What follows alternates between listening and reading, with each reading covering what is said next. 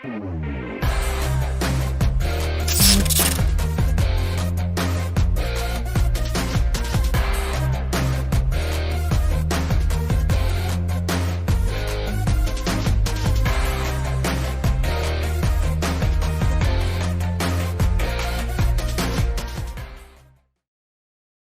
smart investor to my channel, Niza Rima. Jadi di episode kali ini kita akan membahas tentang saham-saham atau perusahaan yang membagikan dividen tinggi. Karena di bulan Mei ini masih belum selesai musim bagi-bagi dividennya. Sehingga saya bertujuan untuk membuat video ini agar teman-teman smart investor semua itu bisa menentukan pilihan mana saham atau perusahaan yang bisa dibeli dan dividennya itu cukup baik, cukup tinggi. Dan sekaligus juga growth perusahaannya bagus gitu ya. Nah, jadi kita bisa tahu ya, kita bisa dapat datanya dari Kontan seperti ini, dari Kesei dan Kontan ya.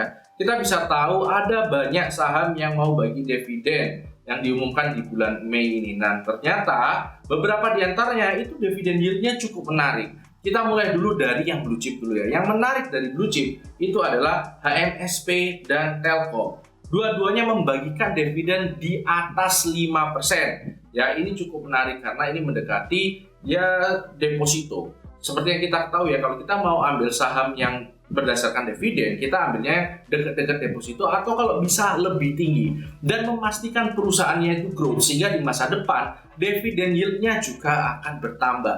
Dan HMSP dan Telkom itu tentunya juga bisa seperti itu ya, di laba mereka di masa depan masih bisa diharapkan naik sehingga dividennya juga membesar gitu ya teman-teman. Tapi ya jangan buru-buru dulu. Kenapa? Karena saya buat video ini tentunya itu untuk long term investor ya, untuk yang jangka panjang. Kalau untuk jangka pendek itu seperti apa? Nah, kalau teman-teman beli dividen tapi mindsetnya masih jangka pendek, teman-teman harus hati-hati. Kenapa? Karena untuk Telkom sendiri seperti yang kita ketahui masih ada sentimen negatif seperti ini ya. Ini bisa jadi memberikan pesimisme kepada market. Kemudian juga kita bisa lihat seperti ini ya, ini memang masih sentimen negatif. Jadi kalau jangka pendek jangan dikait-kaitkan dengan dividennya.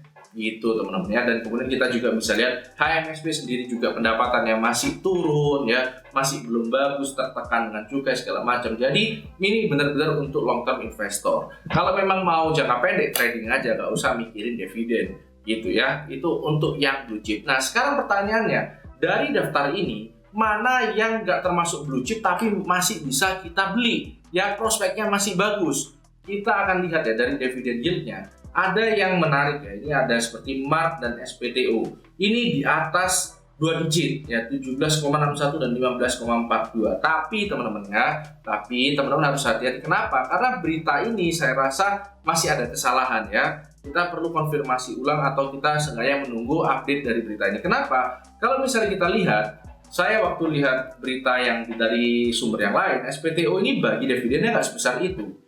Kita bisa lihat ya, bagi dividennya itu cuma 30 per saham, bukan 81 seperti di berita ya ini ya, sehingga ini kebesaran. Kemudian juga Mart ini 114,19 ya. Kita bisa lihat dari berita yang saya temukan itu cuma 15 per lembar saham. Dan ketika saya cocokkan dengan EPS-nya tahun 2020 itu memang sepertinya data ini masih ada kesalahan. Nah, kita coba tunggu nanti update-annya seperti apa ya gitu. Nah, tapi ada dua saham yang menurut saya cukup menarik dividen ya, meskipun yield-nya itu nggak sebesar itu, nggak sampai 2 digit seperti ini ya. Itu adalah EPMT dan Bian. Bian ini memang masih NA ya tulisannya, tapi di data sebelumnya saya bisa tahu bahwa Bian ini kurang lebih juga sekitar 8,52 bersaing dengan EPMT. Nah, ini akan coba kita bahas. Jadi, kita akan coba lihat Bian. Bian ini apa sih? Bian ini sebenarnya perusahaan batu bara teman-teman ya, dan semenjak 2016 itu sebenarnya performanya termasuk cukup yang menarik Bian ini. Cuma ya, Bian ini kalau kita lihat dari grafiknya itu tidak liquid ya, dan ini sudah 3 tahun ini bagi dividen ya. Dividennya memang besar-besar teman-teman. Nah, ini karena tidak kurang liquidnya, ini benar-benar bolong-bolong seperti ini dan baru beberapa hari ini aja keluar volumenya, saya sarankan untuk sangat berhati-hati ya, dan coba dikaji ulang lagi. Kalau misalnya 8,52 itu worth it ya, dan kita bisa pastikan ini memang kita untuk long term ya nggak masalah, tapi kalau untuk cuma medium terms gitu ya, ini bisa berbahaya yang bolong-bolong banget seperti ini gitu. Nah kemudian kalau misalnya kita lihat biar ini saya mungkin kurang rekomendasikan, yang apa yang saya rekomendasikan? Jadi berikutnya adalah kita lihat EPMT teman-teman. Nah EPMT ini sangat menarik. Kenapa? Pertama kita harus lihat ya, EPMT itu apa sih? EPMT itu adalah perusahaan kesehatan tapi lebih fokusnya ke distribusi ya, dan dia adalah anak perusahaan dari Kalbe Farma yang menurut saya adalah salah satu perusahaan kesehatan yang terbaik di Indonesia gitu ya. Nah kita harus lihat apa sih service dari Encephalin, apa sih yang ditawarkan oleh EPMT ini. Kita harus lihat di our service ya. Nah distribusi logistik itu yang pertama, kemudian jualan bahan-bahan untuk obat, kemudian jualan alat-alat kesehatan, dan ada healthcare services. Nah itu adalah yang dijual oleh EPMT. Nah ini mungkin mendukung untuk Kalbe juga ya, jadi dia mendukung Kalbe terutama di bagian distribusinya gitu. Nah kita harus tahu bahwa EPMT ini memang secara nalar aja itu pasti prospeknya bagus. Kenapa? Karena ada distribusi vaksin, itu yang pertama. Dan kita harus lihat kalau secara historical kita bisa tahu EPMT ini dari 2011 sampai 2020 itu stabil growth pendapatannya ya. Kita bisa lihat stabil banget. Ini NPM-nya juga stabil ini sangat stabil. Dan kita juga lihat pertumbuhan asetnya sangat stabil juga. Nah ini yang menarik dari EPMT ini ya teman-teman ya. Nah kita akan coba lihat lebih dalam, lebih detail ke laporan keuangannya.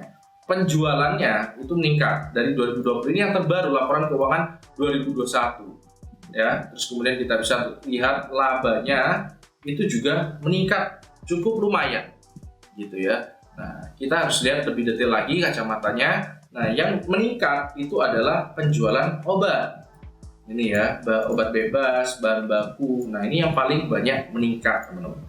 Itu kita bisa lihat EPMT potensinya seperti apa, dan market itu sudah cenderung merespon tentang hal itu, jadi sudah mulai naik harganya ini ya, meskipun ada gap cukup besar di sini, tapi ini sudah mulai naik harganya gitu. Nah cuma teman-teman ya, kalau misalnya kita ngomong bagus-bagusnya saja, saya terkesan nanti pom-pom ya, padahal saya juga belum beli sahamnya, tapi ini sudah masuk watchlist saya. Oleh karena itu saya juga harus bahas kekurangannya. Kekurangan dari EPMT ini seperti apa? Kita harus lihat ya. DPR.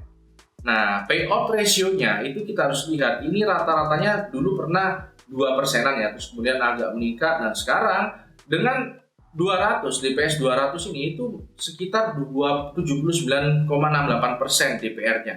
Artinya apa? Itu sangat tinggi banget. Nah, bayangkan teman-teman, kalau misalnya memang nanti di masa depan atau tahun depan lah kita anggap, RUPS itu memutuskan bahwa DPR-nya nggak sebesar ini, cuma sebesar ini aja, itu dividennya akan langsung ngedrop setengahnya gitu ya. Jadi teman-teman bayangkan, mungkin yang kita tadi berharap dapat dividen 8%, itu bisa jadi tinggal 4% kalau tiba-tiba drop DPR-nya gitu. Nah terus kemudian kekurangan berikutnya yang harus saya bilang sama teman-teman semua, itu adalah cash flow-nya. Cash flow-nya itu kurang bagus di tahun kemarin 2020 ya. Jadi operating activities-nya itu masih minus. Teman-teman bisa lihat sendiri nanti di laporan keuangannya.